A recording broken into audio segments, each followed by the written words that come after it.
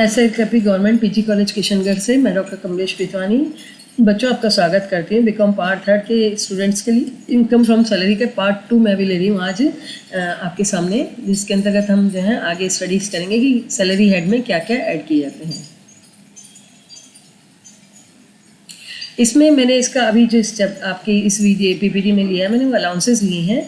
जैसा मैंने आपको पहले वाले लेक्चर में भी बताया था, वापस उसे मैं रिपीट करती हूँ। अलाउंसेस का मतलब है नकद राशि जो कि वेतन के अलावा दी जाए, extra cash payments which given extra to salary. Basic pay के अलावा जो उसे नकद भुगतान किया जाता है, एक्स्ट्रा एडिशनल भुगतान किया जाता है, उसे अलाउंसेस कहा जाता है। तो मैं भी बच्चों इसका पर्पज़ ये हो सकता है कि भाई कभी किसी कर्मचारी को आप स्पेशल कुछ देना चाहें, प्राइवेट कंपनीज और भी नए नए तरह के अलाउंसेस इसमें डाल सकती हैं, तो आप उन्हें अलाउंसेस के नाम से दे सकते हैं।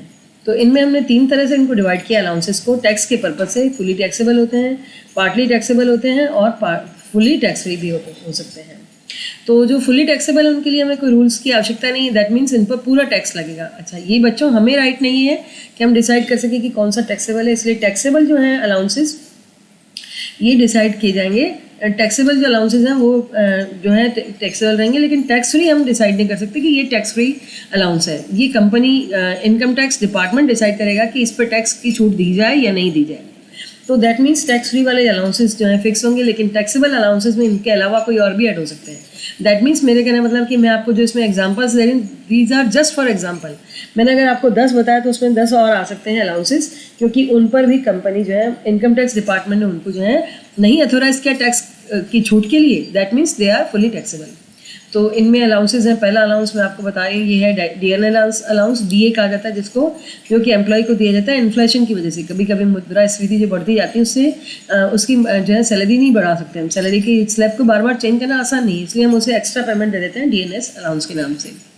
इसके बाद आता है एंटरटेनमेंट अलाउंस। ये जो है कर्मचारी को हॉस्पिटैलिटी के लिए दिया जाता है। भाई तुमने जो है लोगों से अच्छे से बातचीत की और अपना ड्यूटी की, तो तुम्हारे जो खर्चे थे उसको रियम्बर्स करने के लिए हम जो है तुम्हें ये देंगे।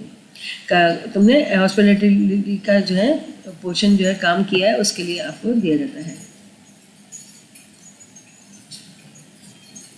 और इसके बाद नेक्स्ट है आपका over time allowance. Over time allowance जो है ये तब दिया जाता है जबकि कर्मचारी जो है एक्स्ट्रा वर्किंग आवर्स में काम करता है। CCA city compensatory allowance. This allowance is paid to this employees who move to urban cities. जो कि शहरों में रहते हैं तो उनको ये अलग से खर्चा लगता है उनका ज़्यादा, तो उनको अलग से दिया जाता है। प्रोजेक्ट अलाउंस का मतलब है कि ऐसे एम्प्लॉयज़ को देता है जो कि उनके प्रोजेक्ट के कोई खर्चे होते हैं, एक्स्ट्रा उनको खर्चे करने पड़ते हैं, तो उस पर एक्स्ट्रा खर्चों को पे करने के लिए दिया जाता है।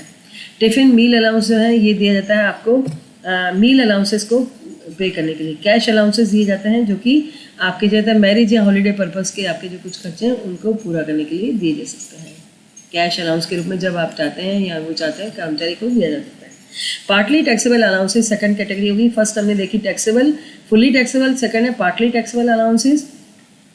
इसमें हम लेते हैं HRA entertainment allowance and special allowances to meet personal expenses. 3 हम लेते हैं। HRA का मतलब है मकान किराया भत्ता। कर्मचारी को एम्प्लॉयर जो है मकान किराया भत्ते की देता है, उसे कैश अलाउंस देता है हाउस रेंट अलाउंस के लिए कि आप इसमें से मकान का किराया पे कर सकते हैं।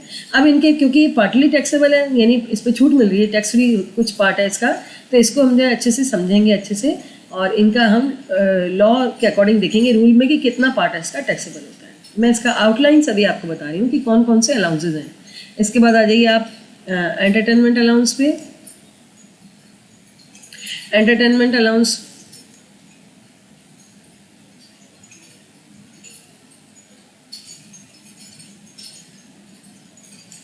एंटरटेनमेंट अलाउंस का मतलब है जो कि ट्रैवल और यूनिफॉर्म और इन सब के लिए रिसर्च अलाउंस एक्स्ट्रा जो आपके स्पेशल खर्चे होते हैं वो सब जो है इसके अंतर्गत हम इनको ले सकते हैं। और स्पेशल अलाउंसेस जो आपके हैं मीट पर्सनल एक्सपेंडिचर्स हैं, आपके चिल्ड्रन हॉस्टल अलाउंस है, एजुकेशन अलाउंस है, इन सब के हम रूल्स देखेंगे कि इनमें कितनी जो है छूट दी जाती है। टैक्स फ्री अलाउंसेस की बारी आ रही है अब, जिसमें कि हम देख रहे हैं कि इनको पूरी तरह से फुली टैक्स फ्री किया हुआ है कि जो गवर्नमेंट एम्प्लॉई, फर्स्ट देखिए allowances that is paid to the government employees in abroad. अगर कोई गवर्नमेंट एम्प्लॉई विदेश में जाकर के कोई अपनी सेवाएं दे रहा है तो उसको जो अलाउंसेस इस कैटेगरी में मिलेंगे वो टैक्स फ्री होंगे, क्योंकि वो विदेश जा रहा है तो उसके वहाँ खर्चे कुछ एक्स्ट्रा हो सकते हैं। समटरी अलाउंसेस जो होते हैं ये अलाउंसेस ऐसे हैं जो कि जजेस को दी जाते हैं, हाई कोर्ट और सुप्रीम कोर्ट के जजेस को, इन पे भी कोई टैक्स नहीं लगता है। अलाउंसेस पेड बाय यूएनओ, अगर यूएनओ ने किसी कर्मचारी को जो अलाउंस दिए हैं एम्प्लॉय को, तो वो भी जो है इस कैटेगरी में आते हैं और ये भी टैक्स फ्री होते हैं, है ना। यूएनओ यानी यूनाइटेड नेशंस ऑर्गेनाइजेशन, उस उनके एम्प्लॉयज़ को मिलता है ये। कंपनसेटरी अलाउंसेस पेड टू जजेस, जजेस को अगर किसी प्रकार का कोई कंपनसेटरी अलाउंस मिल रहा है तो वो भी टैक्स फ्री होता है। तो इस तरह से हम देखते हैं कि कोई कर्मचारी अपना टैक्स जो है सेव कर सकता है, and by getting tax saving allowances, अगर उसे मिलते हैं टैक्स सेविंग अलाउंसेज अगर उसके पास है तो वो उन पर जो है टैक्स अपना सेव कर सकता है।